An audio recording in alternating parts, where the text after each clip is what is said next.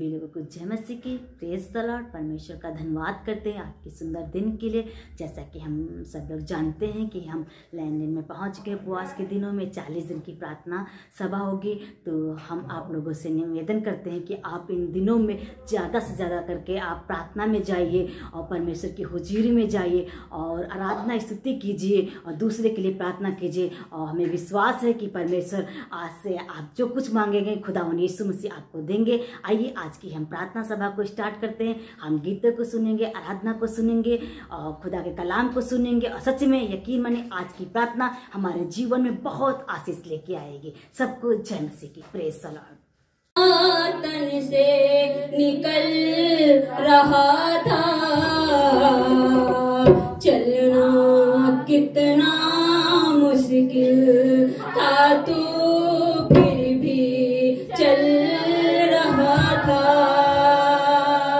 जख्मों से जलने जलना लहू का तन से निकल रहा था।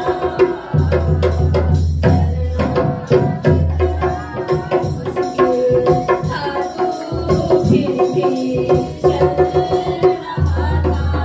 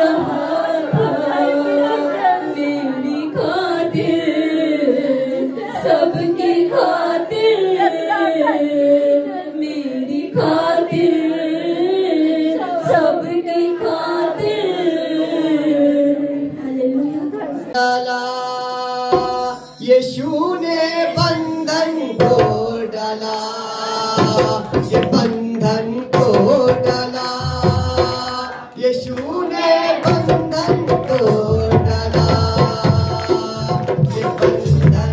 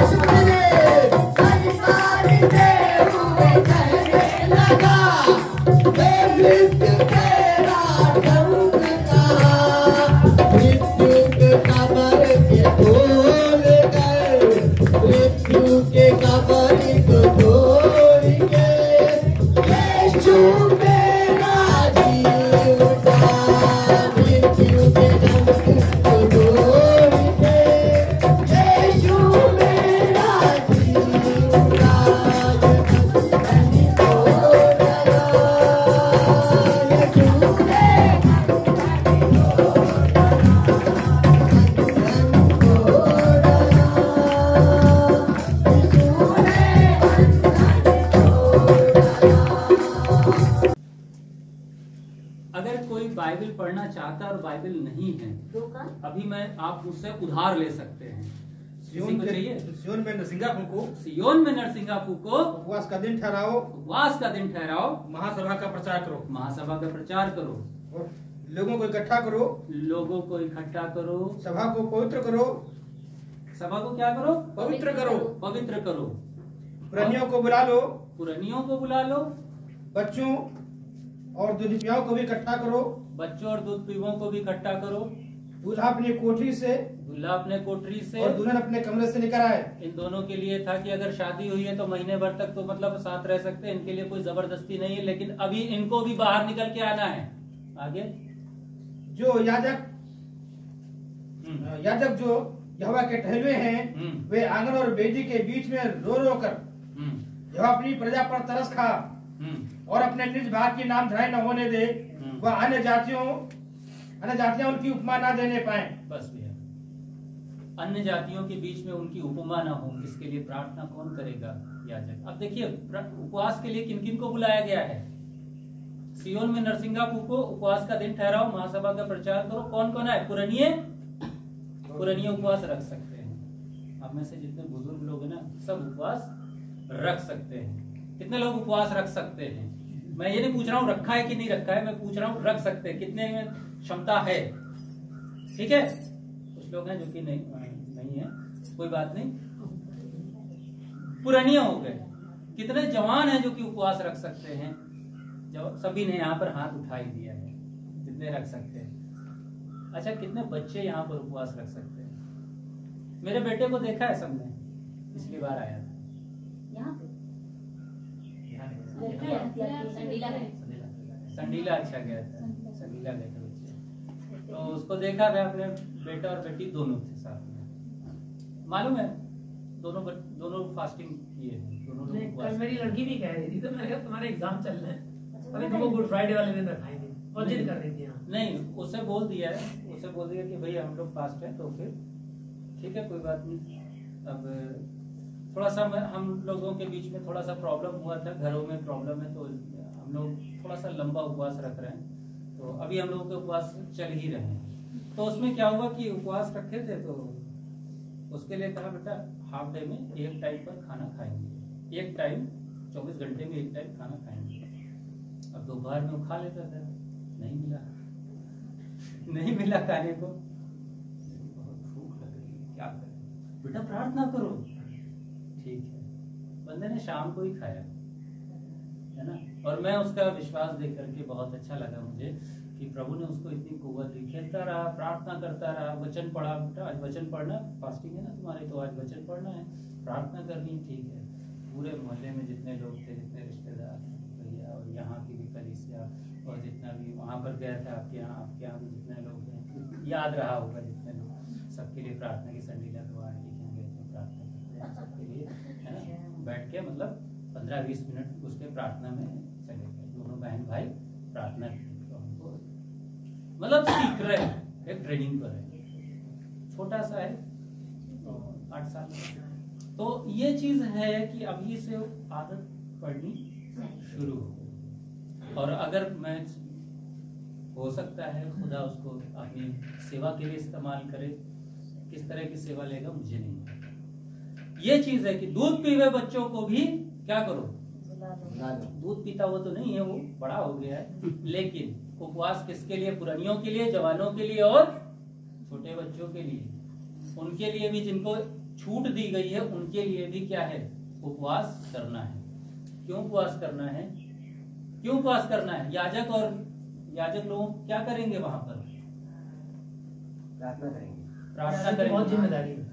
काहे के लिए प्रार्थना करेंगे? किन लोगों के लिए प्रार्थना करेंगे? अपनी प्रजा के लिए, यहोवा की प्रजा के लिए। अच्छा, मैं पूछ रहा हूं, हम में से यहाँ पर कलीसिया में याजक पद किसको मिला हुआ है? थोड़ा सा सवाल घुमा, सही पकड़े। याजक पद किसको मिला हुआ है? यहाँ पर कलीसिया है, यहाँ पर मैं इसको संपूर्ण कलीसिया मान रहा हूँ। और मुझे भैया ने बताया, मैं पासवान, आप मुझे पासवान के नाम से जानते हैं, पास्टर ही हैं, पास्टर साहब। भैया पास्टर हैं, भैया नहीं सेवक हैं। चलिए ठीक है, भैया भी यहाँ पर पासवानी कर रहे हैं, ठीक है। दीपू भैया पास्टर हैं, लेकिन याजक लोग कलीसिया में याजक हैं। तो याजक कौन लोग? सबसे बड़े याजक तो यीशु मसीह, वो महायाजक है। याजक कौन है कलीसिया में? थोड़ा सा मैं आपको घुमा रहा हूँ। सभी लोग कितने साल से मतलब यहाँ पर आप लोग विश्वास में, ज्यादा से ज्यादा कितना साल हुआ है? मैं थोड़ा सा हिंट मिल जाए तो उसी हिसाब से हम आपको बताता चलूंगा। कितना साल हुआ आप लोगों को प्रभु में? 8 साल, 10 साल? रुक जाइए पहले, 10 साल। 10 साल परमेश्वर की सेवा करके जो पास्टर्स वगैरह हैं, ये बताएंगे भैया। नहीं, मतलब आप लोगों को प्रभु में कितना साल हुआ, मैं ये जानना चाह रहा हूँ पहले, फिर बताइएगा उत्तर। फिर मैं उसको और सरल करूँ या नहीं तो कठिन कर दूंगा। कितना साल हुआ? मतलब 10-15 साल, ये तो याद होगा ना। किसी को 5 साल, किसी को 6 साल, मैक्सिमम किसके कितने साल हो गए? जैसे मैं अपने बता रहा हूँ, मुझे 25 साल हो गए प्रभु में। आपका कितना हुआ? 15 साल। मतलब मैक्सिमम आप लोगों में 15 साल है, तो मतलब हम समझ सकते हैं कि आपको वचन की जानकारी है। याजक पद कलीसिया में किसको दिया है? जो उसका वचन हाँ तो फॉलो करें और सुसमाचार सुनाएं। जो उसका वचन प्रचार करे और पहले फॉलो करो फिर सुसमाचार बताओ। वही याजक वही वाला बता दीजिए, उंगली वाला, माथे में उंगली वाला। माथे पे उंगली मतलब सीखो, लागू करो, हम भी लागू करो। करते हैं हाँ। तब याजक मंदिर का जो पर्दा फटा था ना, वहां पर उस समय याजक ही जा सकता था, महायाजक जा सकता था, लेकिन पर्दा फटने से कौन कौन जा सकता है? सब जा सकते हैं। इसके बारे में कायदे से डिटेल देखिएगा। मैं आपको सलाह दूंगा जब मैं चला जाता हूँ। इब्रानियों की पत्री जो है एक बार पढ़ लीजिए। आज आपका होमवर्क दे रहा हूँ मैं, इब्रानियों की पत्री को पढ़ लीजिएगा। ठीक है, मैं ज्यादा नहीं आपको पढ़ने के लिए दूंगा, क्योंकि हो सकता है आदत ना हो पढ़ने की तो दिक्कत हो सकती है। तो याजक कौन है? याजक कौन है? हम सब है। और यहाँ पर प्रार्थना की जिम्मेदारी किसको दी गई है? याजकों को, यानी कि और किसको दी गई है? उपवास के साथ प्रार्थना करनी है। किसके लिए? प्रजा के लिए। क्योंकि परमेश्वर ने जगत से ऐसा प्रेम रखा कि अपना इकलौता पुत्र दे दिया। यानी कि जगत में जितने लोग हैं, परमेश्वर किसी का नाश चाहता है? नहीं चाहता। सबका उद्धार हो जाए, परमेश्वर तो यही चाहता है। लेकिन उद्धार की जिम्मेदारी अब किसके ऊपर है? उद्धार को पहुंचाने की जिम्मेदारी किसके ऊपर है? हम क्या करेंगे? वचन को प्रचार करेंगे और उपवास करेंगे उनके लिए और प्रार्थना करेंगे। 40 दिन है ना, बहुत बेहतरीन समय है आपके। मैं तो कहता हूँ कि 40 दिनों में लगातार जो आप उपवास करते हैं, प्रार्थना करते हैं, तो उपवास में मैं वचन में ज्यादा कुछ बताऊं, थोड़ा सा व्यवहारिक चीजें आपको बता देता हूँ तो ज्यादा मजा आएगा। उपवास में एक बहन ने कहा कि उपवास जो है, जब ज्यादा भूख लगा करे तो चुटकुला सा ऐसा लग रहा था, क्योंकि मेरे सामने बात हो रही थी। कहा बिना छौंकी हुई दाल का रोटी के ऊपर धर लो, पी जाओ और फिर उसके ऊपर से रोटी खा लो, पूरा उपवास बना रहे। पर ज्यादा हो तो गर्दन में थोड़ा सा फंदा लगा लो। वैसे पता नहीं कहाँ से सीख के आए, उन्होंने ऐसे बता दिया। उपवास तुम्हारा बना रहेगा। उपवास का मतलब क्या होता है? कई बार उपवास खाने पीने में और इस सब चीजों में हम लोग उपवास मानते हैं, लेकिन उपवास का वास्तविक मतलब क्या है? हम खाना क्यों छोड़ते हैं उपवास वाले दिन? शुद्ध हो सके, दीन बने रहे। दीन होना ही आत्मीयता में रहना। परमेश्वर ने कहा कि तुम दीन बनो और मैं तुम्हें क्या बनाऊंगा? शिरोमणि बनाऊंगा। पतरस के माध्यम से, पतरस की पत्री पढ़ते हैं तो उसमें मिलता है तुम दीन बनो। तो दीन होना क्या है? कहाँ छोटा होना है? सबसे पहली चीज तो दीन होना मतलब हमें परमेश्वर की हुजूरी में जाना है। हम सब कुछ छोड़ देंगे। जब हम अहंकार छोड़ेंगे ना, तब दीनता में आएंगे और तब हम मानेंगे परमेश्वर सामर्थी है और उसकी हुजूरी में जाएंगे। हो सकता है कि आपको साइकिल चलाना आता और आप माहिर हो साइकिल चलाने में, आपका कोई हुसानी ना हो कि मतलब आप कितनी बेहतरीन साइकिलिंग कर लेते हैं। एक उदाहरण दे रहा हूँ, सकता है गाड़ी का भी आप उदाहरण ले सकते हैं। हो सकता है भैया ढोलक बजा रहे हैं, मैं बहुत बेहतरीन ढोलक बजाता हूँ, है ना। या हो सकता है मैं प्रचार में मैं बहुत बढ़िया प्रचार करता हूँ, या मैं बहुत अच्छा कोई काम कर सकता हूँ। क्यों? मेरे अंदर टैलेंट है। लेकिन जब परमेश्वर की हुजूरी में जाएंगे ना, प्रभु मुझे तो कुछ नहीं आता, मैं क्या हूँ? शून्य हूँ। अब प्रभु तुम मुझे सिखाओ कि साइकिल कैसे चलाएगी। प्रभु तुम मुझे सिखाओ कि ढोलक कैसे बजाएगी। प्रभु तुम मुझे बताओ कि खाना कैसे बनाया जाए। दीनता ये है, हम अपने आप को परमेश्वर की हुजूरी में पेश कर दें। दीनता यही है कि हम प्रभु की इच्छा हमारे जीवन के लिए क्या है वो हम जान लें, और मेरी इच्छा नहीं परंतु तेरी इच्छा। प्रार्थना में कहते हैं ना, तेरी इच्छा जैसे स्वर्ग में पूरी होती है वैसे इस पृथ्वी पर पूरी हो। तो प्रभु की इच्छा क्या है? कितने लोग जानते हैं कि मेरे लिए, मेरे जीवन के लिए प्रभु की इच्छा क्या है? कितने लोग जानते हैं क्या चाहता है मेरे जीवन से प्रभु? लेकिन महिमा को कराना चाहता है। लेकिन हम यहाँ पर जॉब में फंसे हैं, बच्चों में फंसे हैं और कामों में फंसे हैं। कहीं आए दिन ये मुसीबत वो मुसीबत चली आ रही है। हम उसमें महिमा कहाँ ढूंढेंगे? हम जॉब करते हुए, काम करते हुए भी परमेश्वर की महिमा करते। किसी को प्रभु की इच्छा क्या है? प्रभु की इच्छा क्या है? मेरे वचन पर चलो।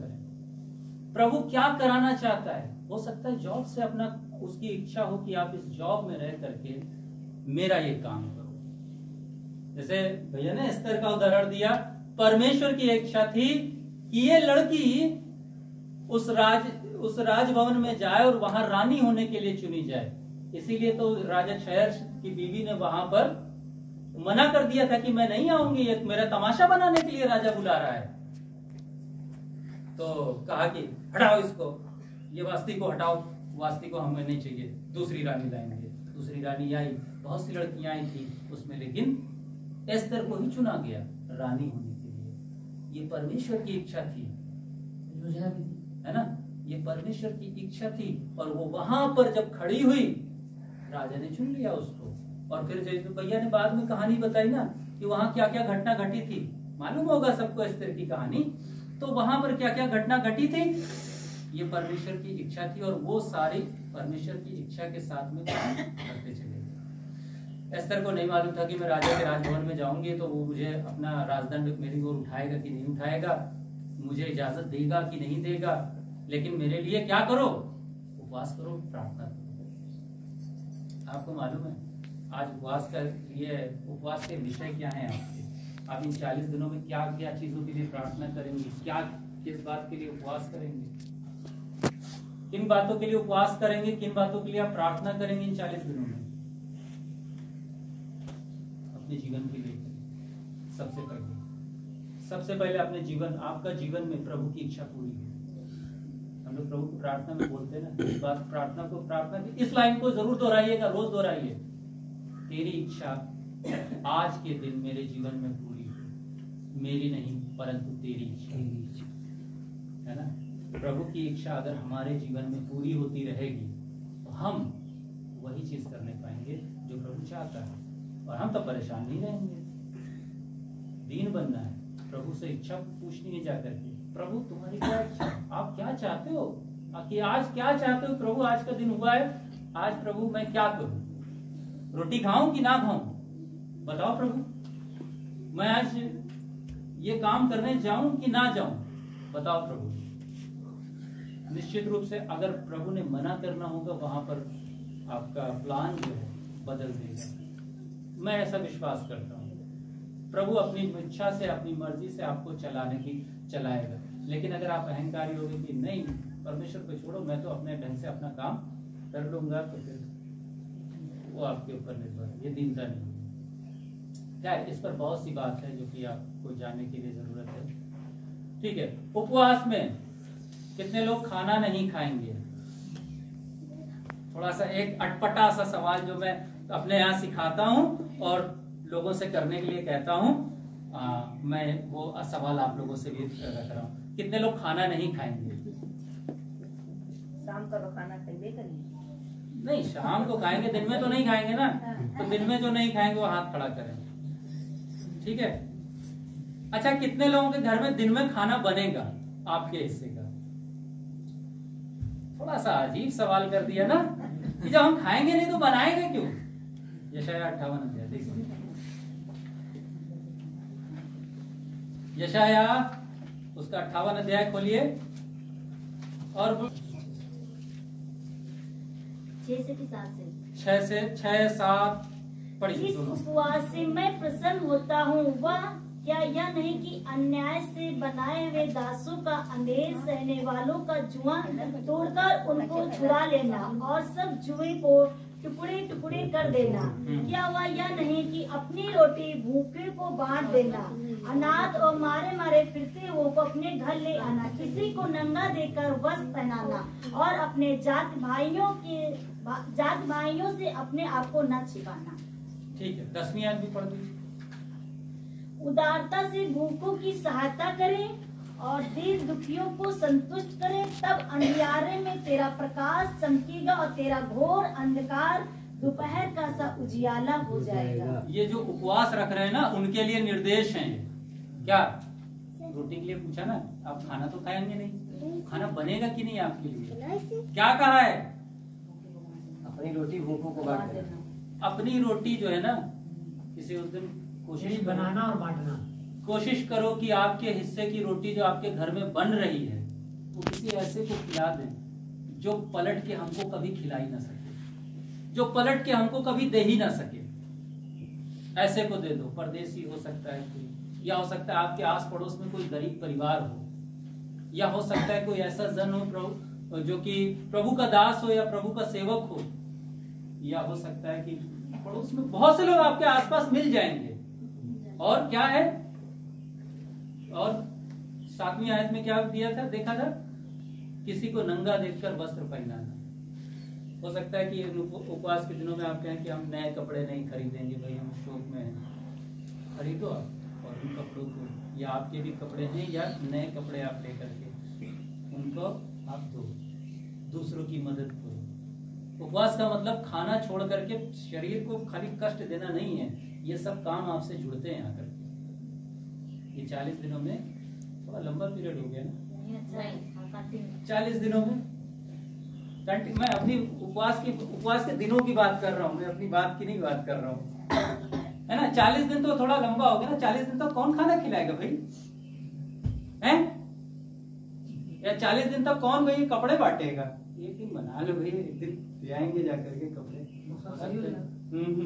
हो सकता है कि एक दिन कोई पड़ोस में हो तो भाई आप पहन लो, या मेरे बेटे के कपड़े हैं या मेरे बेटे के साइज का, या तुम्हारे पास तुम्हारे देखो भाई पैंट फटी है और पुरानी कपड़े पहन दो, 2 ही जोड़ी इनको देखा है तो लाओ एक जोड़ी हम इनको कपड़े ला करके दे दें।